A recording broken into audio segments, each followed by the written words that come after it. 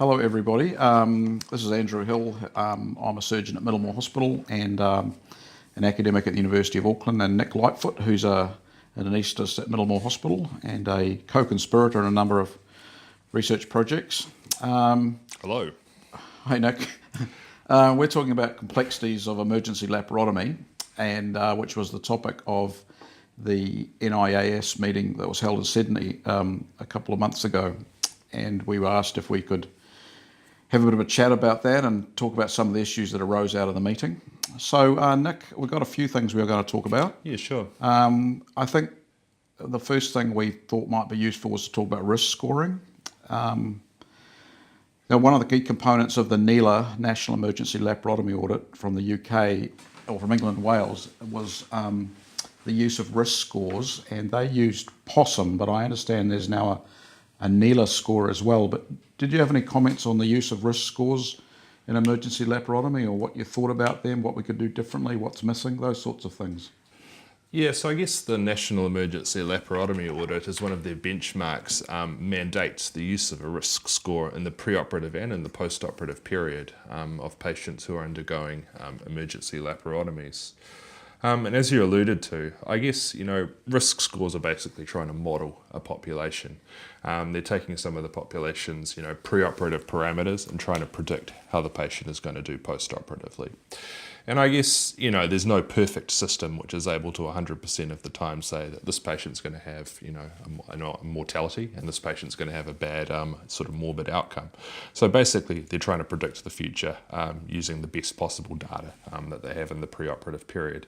As you said, the P-POSSUM model, which followed on from the POSSUM model, did have some problems. It was prone to overestimating the mortality of patients, particularly the very high risk patients.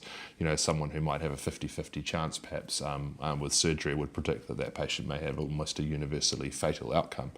And the people from NELA have collected large amounts of data. We're talking 30,000 patients per year in England and Wales who are enrolled in NELA. They've collected several years of data to formulate a new score, and they reckon that this new score may potentially have some benefits perhaps over the POSSUM-based system. We could talk a little bit more about that later on if you liked.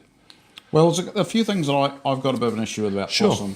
So you're absolutely, what you say is absolutely correct, and probably not any great news to anybody out there in that P-POSSUM, even though an improvement over the original POSSUM score isn't enormously accurate and does tend to overscore. And New Zealand's always been particularly proud of that because we felt that we were sort of ahead of the game, but in reality it overscores even in the environments in which it was started off in the UK. Yeah. But one of the problems is the POSSUM score does require intraoperative data, and so you're guessing beforehand, aren't you? Yeah, correct. So I guess the POSSUM score has two main components. It has a physiological score, and you're able to look at into the components of the patient's physiology that you have in front of you before the operation. But you do need to estimate things. Does the patient have cancer? Is there soiling of the peritoneal cavity? How much blood loss the surgeon's going to have during the particular... Now, in my case, that's always easy, but some other surgeons, there's plainly going to be a lot. Yeah. There's a multiplier. I'm not entirely sure what it is for all of the different surgeons. That's right.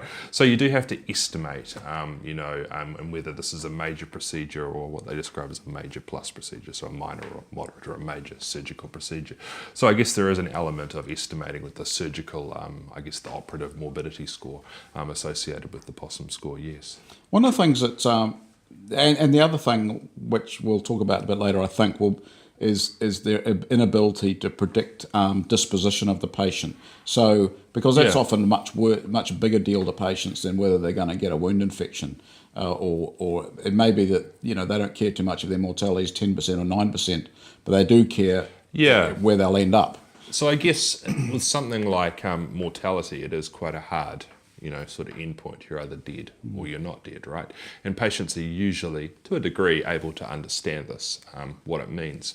But when it comes to predicting other complications, things like, renal failure, pneumonia, wound infections, having a heart attack after surgery, these are just numbers to some patients. They don't actually know what these events mean. And as you allude to, whether it means that if the patient develops pneumonia or that wound infection after surgery, it may mean that they're no longer able to be independent at home and they perhaps have to transition to maybe private hospital level or rest home level of care, which may be something in their own personal sort of, life schema, which they don't particularly want to do. So that's important information. And for some people, that's worse than death, isn't it? Yeah, correct. And I guess like in what we'll talk about in the future, the current Australian and New Zealand laparotomy audit, one of the things that they're looking to do is both predict risk preoperatively, and then also have discussions with the patient about the goals of care. You know, what they want, what the patient wants to happen, should there be a cardiac arrest, where they want to end up after surgery, those sorts of things. So that is quite important. Another thing we've been thinking about, you and I and in my research team, is that let me try to get this concept across. You know, bringing what we know from elective surgery, where we can do, say, you know, CPAC testing, and then use that to help predict outcomes. It seems to me that these patients have had a cardiac pulmonary type of test by the sepsis that they've got now. And so if one of the things we've done with what's called the SPI score, SPI score, which we published a few years ago, we looked at changes in patients' physiology that had occurred. So we often know what the diabetes was like, or the blood pressure was like, say, a few months ago, or the kidney function was like. Yeah. And then we see what it is, you know, now with this test of a physiological insult. Yeah. And we were able to quite accurately predict outcomes based on that change.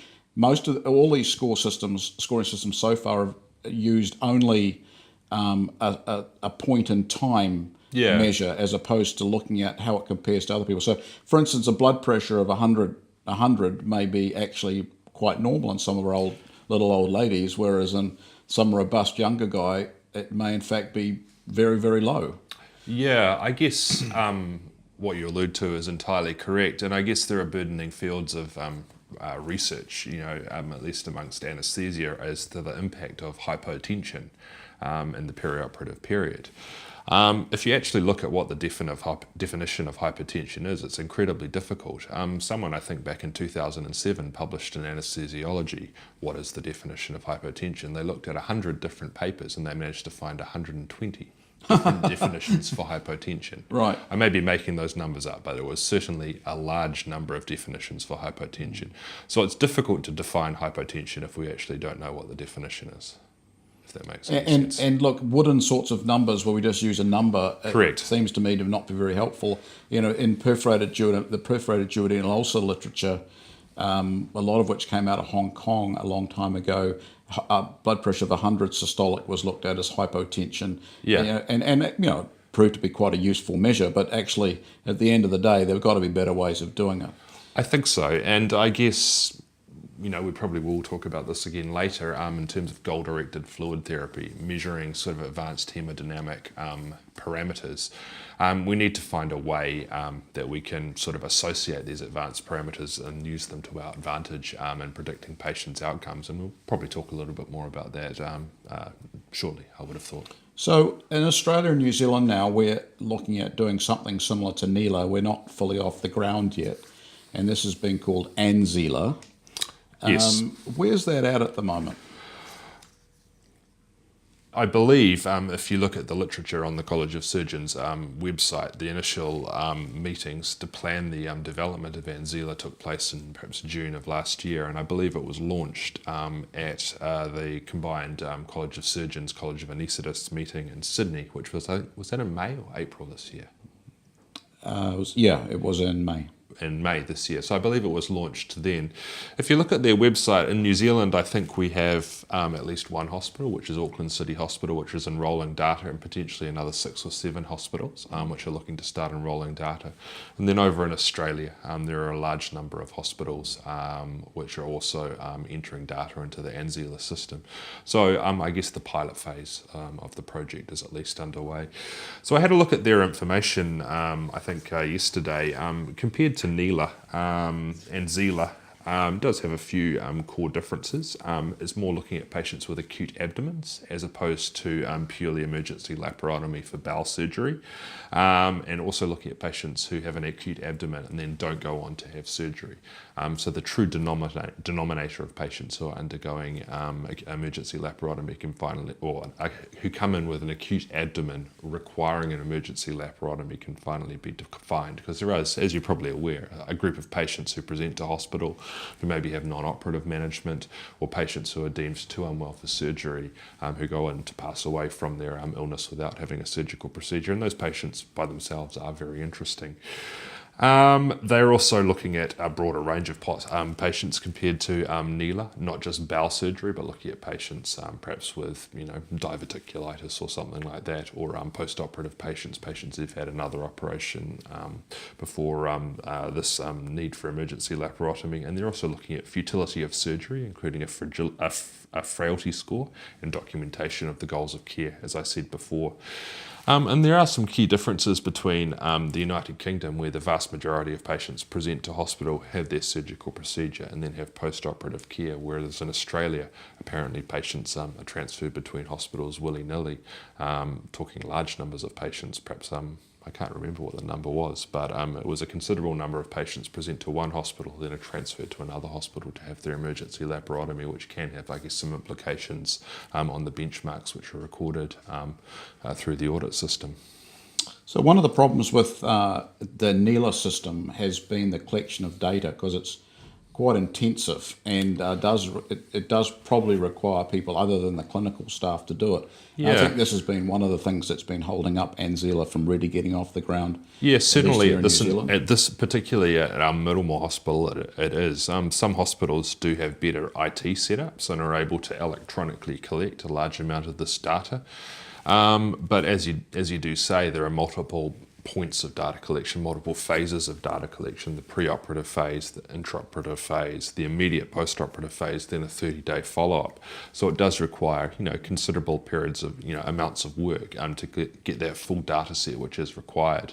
And if you look at patients who have bits of information missing, the evidence from ANZELA is that there may be, perhaps slightly different to the patients that do have the full data set.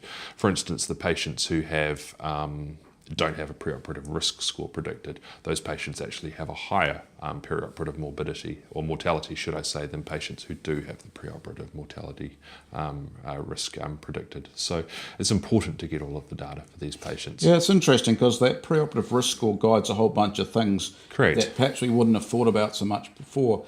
I think one that may or may not be relevant in New Zealand is the presence of a consultant anaesthetist and a consultant surgeon for anybody with a risk greater than, I think, 5%, is it? Yeah, it's 5%. So seen by the surgeon before surgery or within 14 hours of admission to hospital. And then if the predicted mortality from the P-positive score, at least initially, that may have transitioned to the ANZELA score now, needs a consultant surgeon and a consultant anaesthetist in theatre.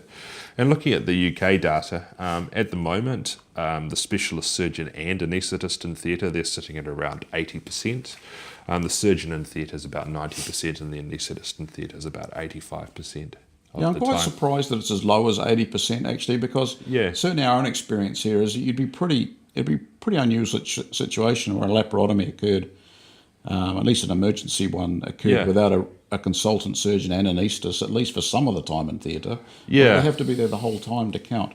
I actually don't know. I guess probably the most important time would be the huddle at the start of the operation before people lay hand on the patient. That may actually be the point of data recording. But you're correct. Like, I guess, a routine laparotomy, in a lower risk patient, perhaps not, the extremely high risk patient, and maybe something that is done. Yeah, I think the thing that may be something that would change would be the kind of the insistence that people with high risk end up going to ICU, even if they don't look like they're high risk at the time, because that's not the way we've done things. We've tended to look at them in recovery or during theatre, haven't we? Like, I guess, there is the realization that the perioperative period probably does extend, for quite a considerable period of time beyond the time that the patient's in the operating room and the recovery ward. And it may be that you've got that honeymoon period after the operation when the patient does look really good, and then it's at that 12 to 24 hours after surgery when the decline can really Especially if it's occur. on a Saturday and they're going into Sunday and no one's around. Yeah, and it's house officer changeover time. Yeah, that's Yeah. right. That's right. And I guess looking at our data, which we briefly did, several years ago, I think, I do have this written down here somewhere, around 40% of our patients after emergency laparotomy in 2015 went to the intensive care unit after So what do you think surgery. the numbers would rise to if we followed NELA guidelines strictly? I think, they're looking at 80% of patients. Yeah, 80% plus. With the more than 5% mortality predicted. Yeah. Which in a small hospital is not such a big deal, but in a No. bigger hospital where you're getting several of these patients each week, it can be potentially a bit of a burden. It can't definitely has implications. And if you look at any patient's HD or intensive care admission, it's generally not for a 12-hour period of time. These patients are often in the intensive care unit for 2 to 3 days, and that may be because they're unwell, needing fluid therapy, needing vasoconstrictor therapy, but they may also get bed blocked because it's winter, Yeah. because there's patients on the ward who have coughs and colds and they can't get out of the intensive care unit. So it does definitely have implications, and it's something that we as clinicians and the health system will probably need to think of in the future if we are looking to follow these guidelines which are prescribed by NELA. Now, there's an interesting thing that's sort of implied by all of this, and that is historically surgeons were always in a hurry to get people with an emergency laparotomy to the operating room. Yeah. And anaesthetists were kind of like saying, well, yeah, how about you resuscitate? Now there's almost a shift here Yeah. in which the surgeon's saying, I want to get this patient as crisp as possible. And the anaesthetist saying, NELA guidelines say if you're actually at high risk, we want to get you within a couple of hours. It's an interesting shift in frame. Yeah, I guess it is. And I guess probably like many things in life, people will flip-flop between the two extremes. It seems that we've, swapped roles, at least initially. And there will probably be some sort of, happy medium between the two extremes. For some patients, categorically they do need to go to theatre straight away. Maybe, someone with an exsanguinating, GI hemorrhage that does require, emergent surgery to stop the bleeding. That patient probably needs to go to theatre straight away for simultaneous surgical therapy and resuscitation. Whereas other patients, potentially there is more time for a bit of preoperative resuscitation, which can be guided by various, different markers and that sort of thing. Yeah. So Nick, as you're aware, a few years ago we did some work admittedly in elective surgery looking at goal-directed fluid therapy using the esophageal Doppler. Yes. And we really didn't find it particularly useful in elective surgery in an ERAS context. Yes. Is the emergency laparotomy patient a different kind of situation? I mean, Yeah. obviously, they've got different kinds of fluid issues, but do you think that we're going to be using goal-directed fluid therapy? If so, what? And what sort of goals are we looking at?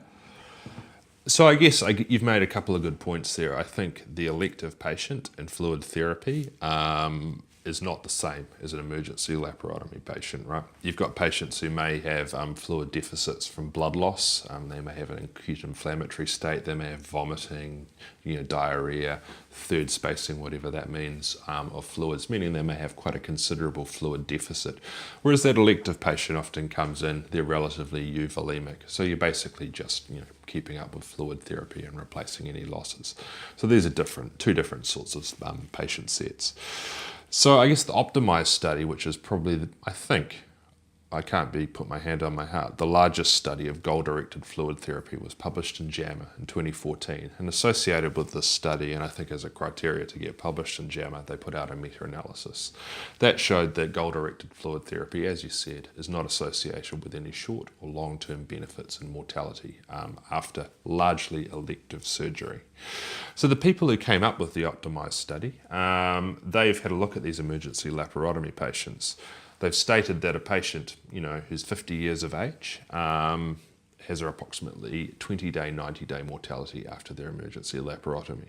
And if there is a patient group where the goal-directed fluid therapy is going to work, it's potentially the emergency laparotomy patient. So in the United Kingdom, there's a study called FLOW-ELA, FLOELA, I guess you'd call it, which is enrolling patients looking at the use of cardiac output monitors. That's either esophageal Doppler or pulse contour analysis, and I guess looking at a monitor that will produce an estimate of the stroke volume variability, and using that guide to help treat or help guide fluid therapy in patients undergoing emergency laparotomy. So to show a difference, a reduction in mortality at 90 days in these patients after surgery from 19% to 16% is going to require a sample size of around 8,000 patients. They started enrolling in 2017. They've got 500 patients at the moment. So in a couple of years' time, we may see some information about goal-directed fluid therapy in emergency laparotomy patients. Are they using two different kinds? They're using both the flow track or something like it and the esophageal Doppler? I had a look at the protocol yesterday and I can't actually remember if they specified. I believe that Optimize, the original study I talked about with their meta-analysis, used esophageal Doppler.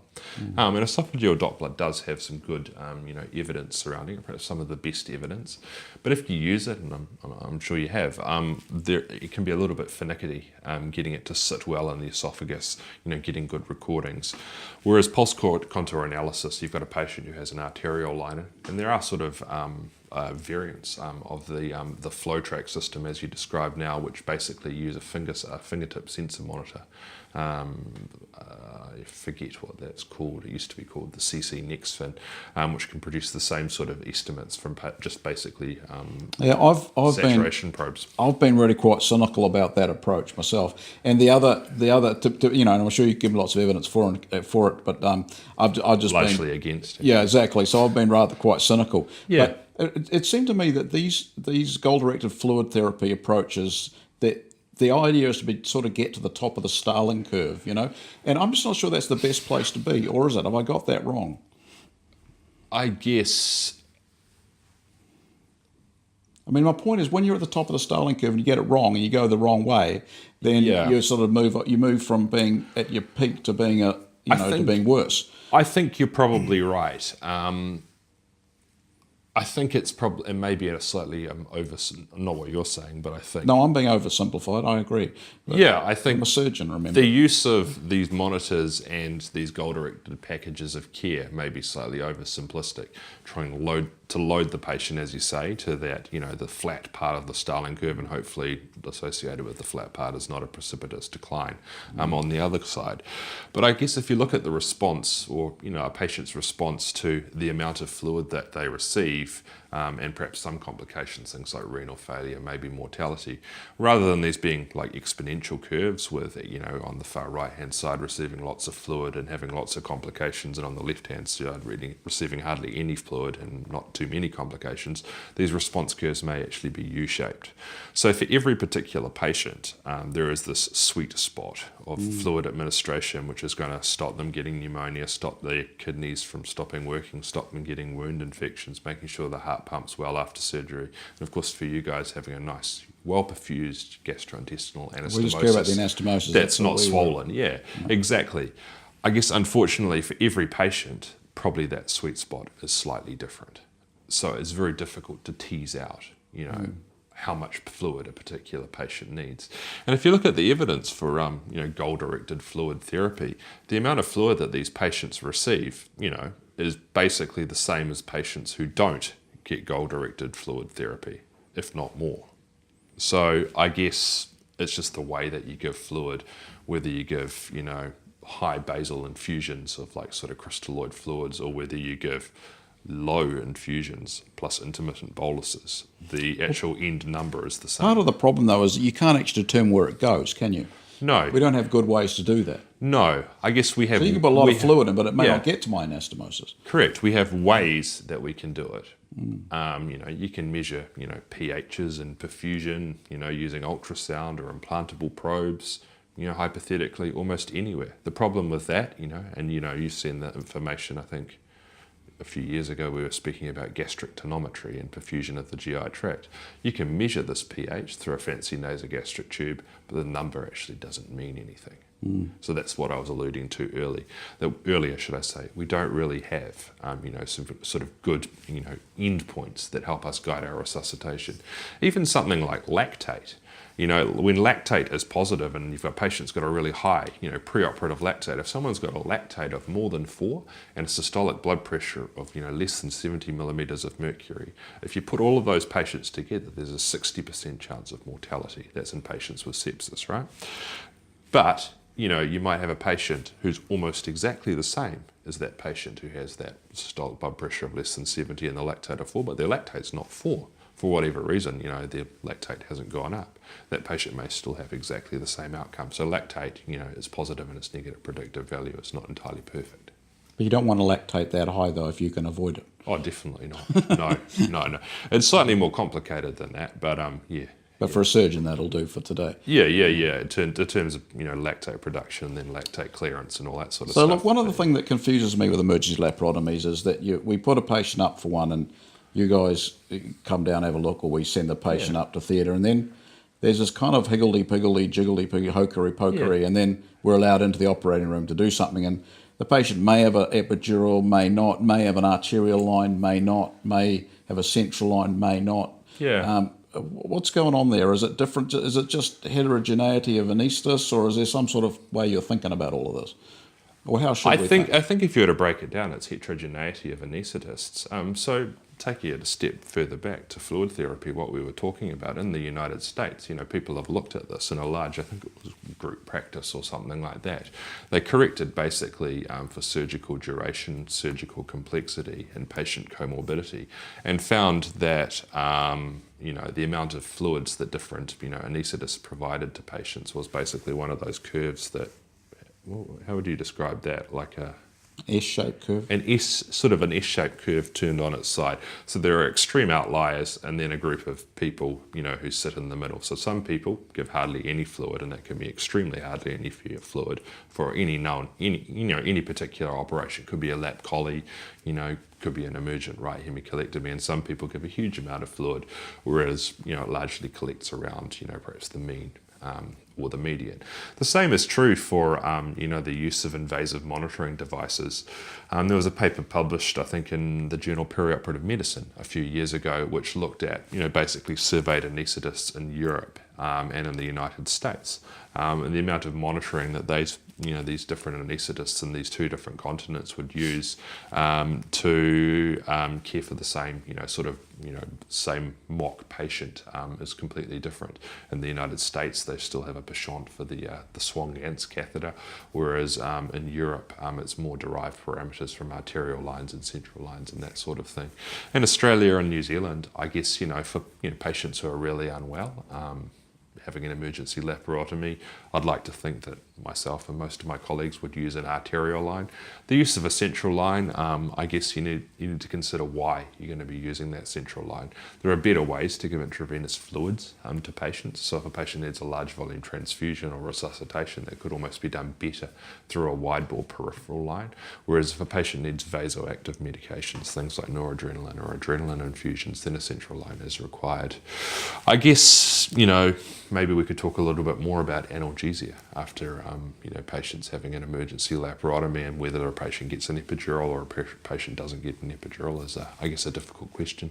So what sort of things go through your mind when you're thinking about that decision? I guess in this day and age, and working at this hospital, you need to consider, what the epidural is going to add. In the elective patient population, epidurals provide great pain relief, if not the gold standard of pain relief.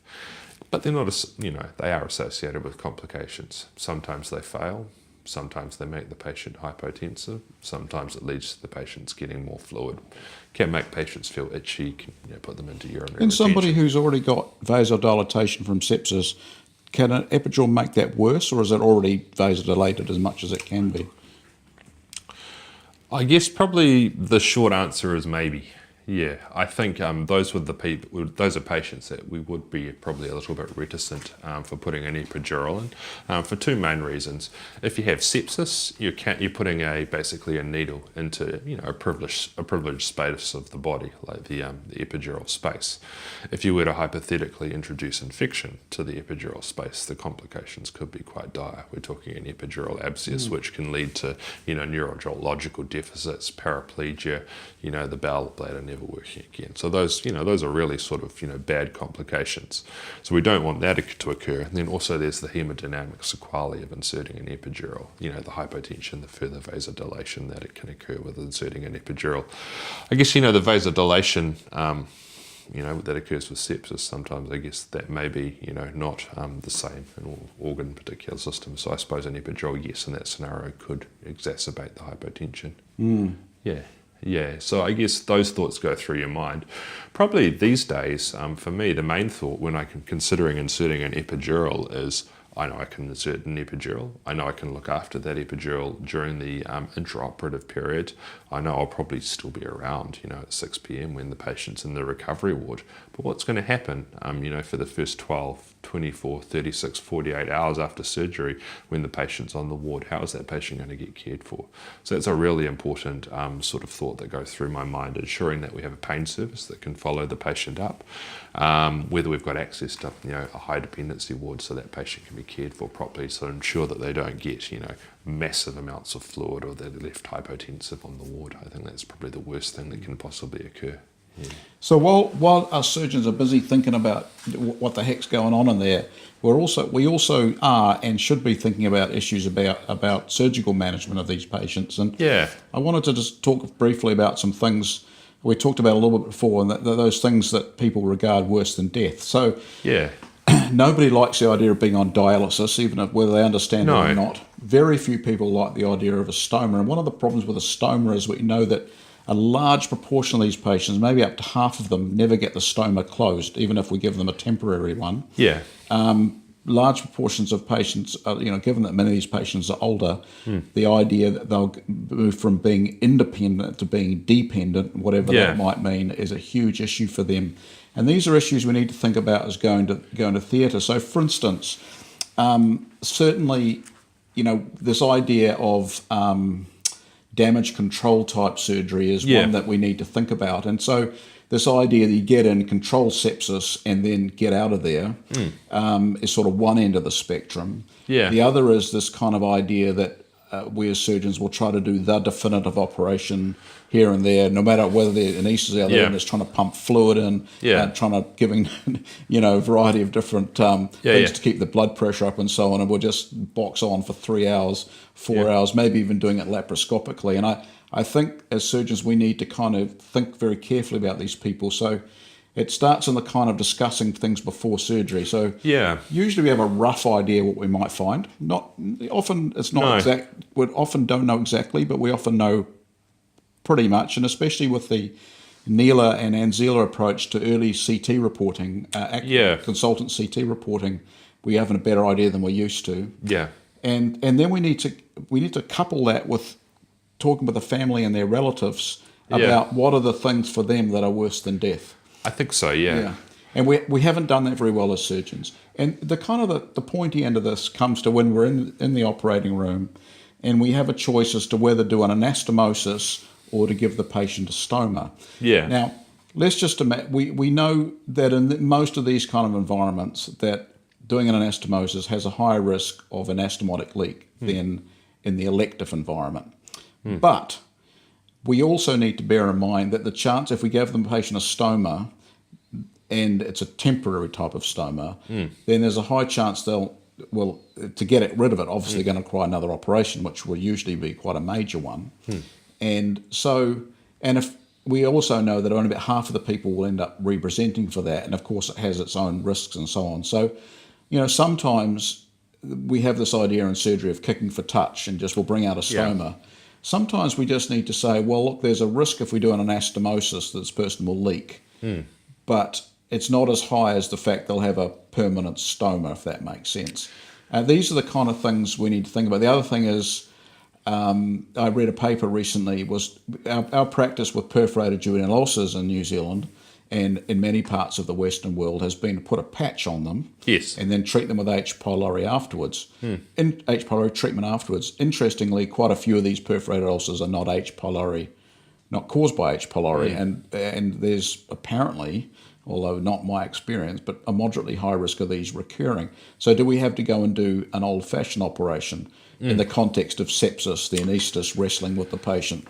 And so these are some of the kind of issues we need to be thinking about as surgeons, rather than where we need to be working more with the patient beforehand, Yeah. incorporating risk strategies, incorporating discussions with the patient on what's worse than death for them, and what we find in the operating theatre. Yeah, I guess, there is a movement these days for towards, I guess, what they call advanced care planning. Basically, people thinking about, what they want to occur, and, it's particularly in patients who are at the start of probably an illness which may end up taking their life.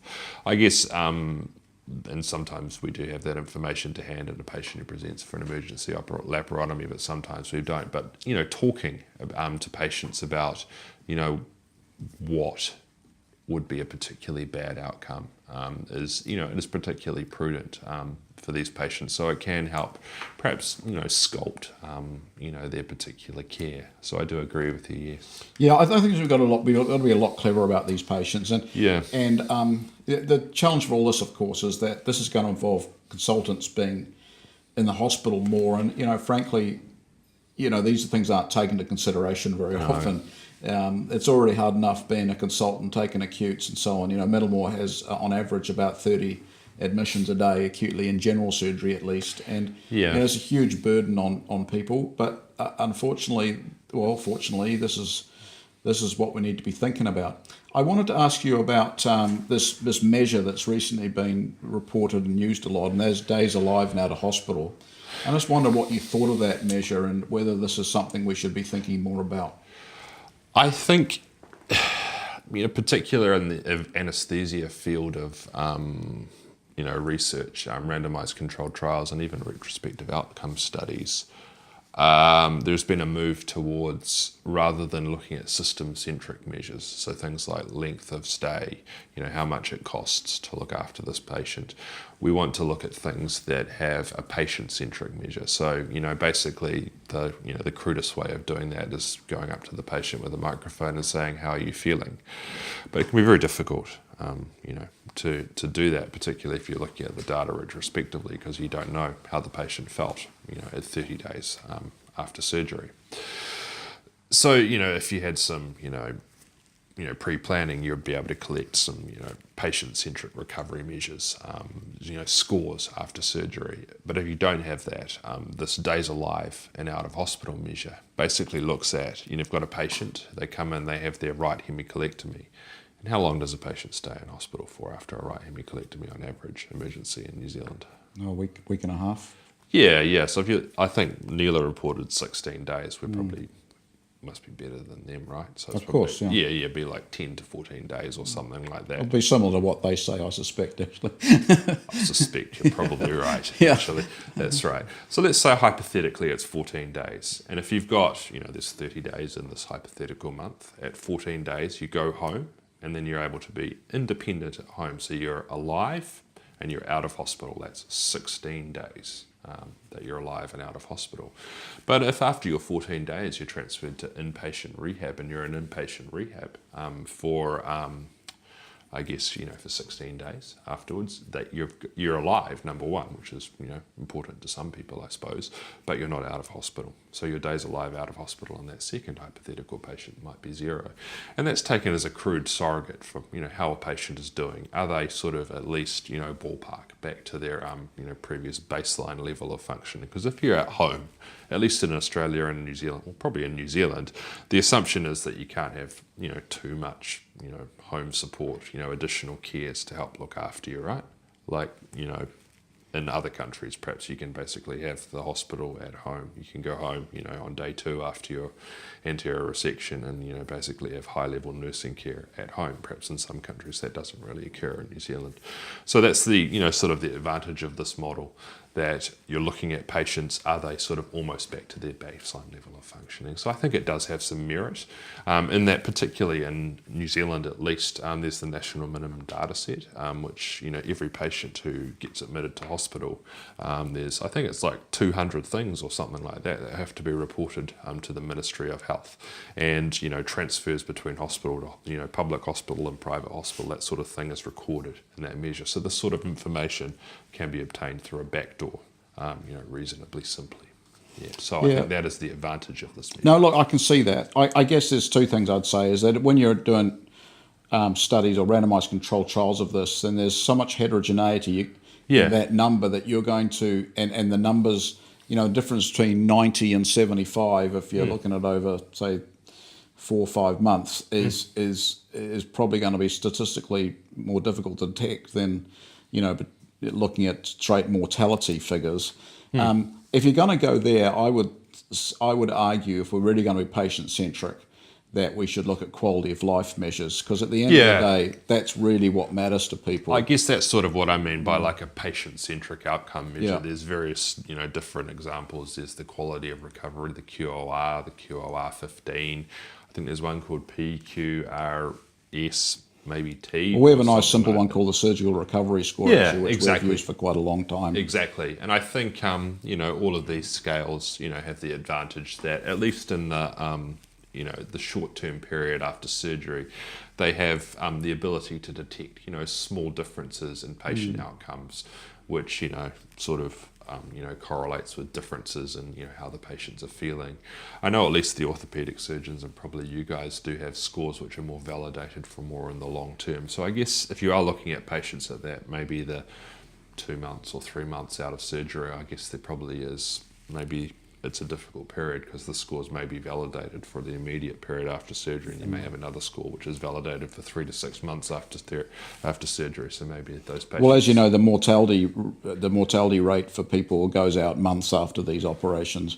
Definitely. It can extend for 60, 90 days for some, some sort of morbid operations. And if you've got a patient which is, extremely unwell preoperatively, that point of inflection on the Kaplan-Meier curve, the survival curve, I've heard, people say maybe like 2 years after surgery. So it's, it is quite important to, consider.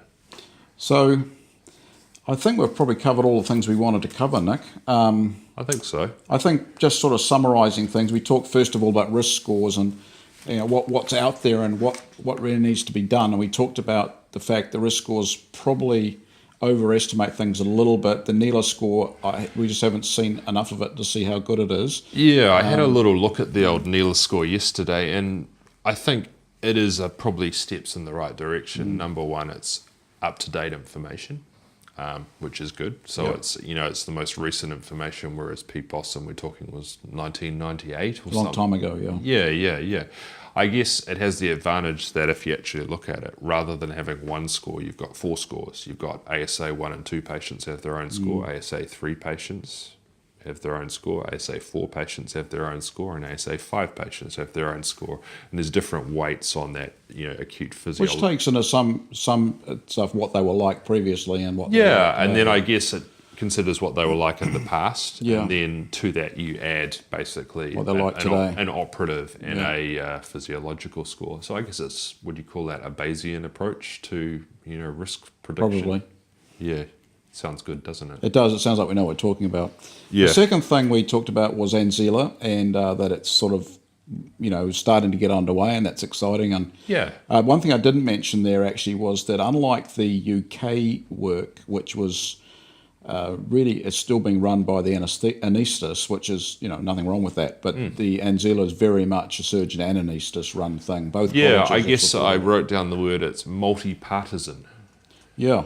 Yeah. Does that sound right? It's good. It's good. I definitely agree. It's got, our two main colleges plus the surgical and the anaesthesia societies between the two countries. So I think it's really good. And then hopefully after this trial period, they'll be able to get someone to bite and then pick it up and fund it for a longer period of time. Well, it's certainly been funded in the UK by government, hasn't it? And saved a lot of money. Yeah, they're saying that NELA, which is 30,000 patients per year in the United Kingdom, costs £400,000 to fund each year, I think. And in their most recent report, which was the third report, they're saying £30 million per year have been saved by the United Kingdom. So I guess I'm not smart. That's why they're leaving. That's why they're leaving Europe, isn't it? Yeah. I can't do the maths on that, but I think they might be saving some money. Yeah. So then we went on to talking about fluid analgesia, and ANZELA and NELA have been not particularly prescriptive about that, but have talked about, I think, not using a huge amount of fluid, getting the antibiotics in early, resuscitating people, but still there remains heterogeneity of care in that area and some more work to do. We then talked about whether patients should be rushed to the operating room or not, and I think what we've got is a nice little turnaround from the surgeon trying to push and the anaesthetist trying to push back to where we're probably working much more to the same kind of endpoints and same sort of aim, really.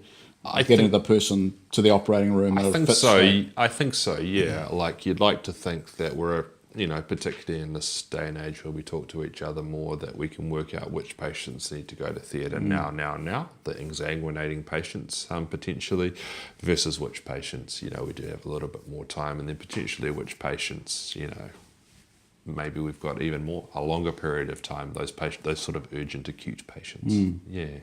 Then we talked a bit about things that are worse than death for patients and how that might influence how surgeons operate and how we do things in the operating room. Yeah. And then we talked a little bit about the kind of endpoints that we should be looking at, both in studies but also in our own practice. And while we may get all excited about people having left hospital alive, if they haven't left hospital happy and alive, if you know what I mean, then we may not have done them a great service. Yeah, I think I'll agree. I agree with you on that one. And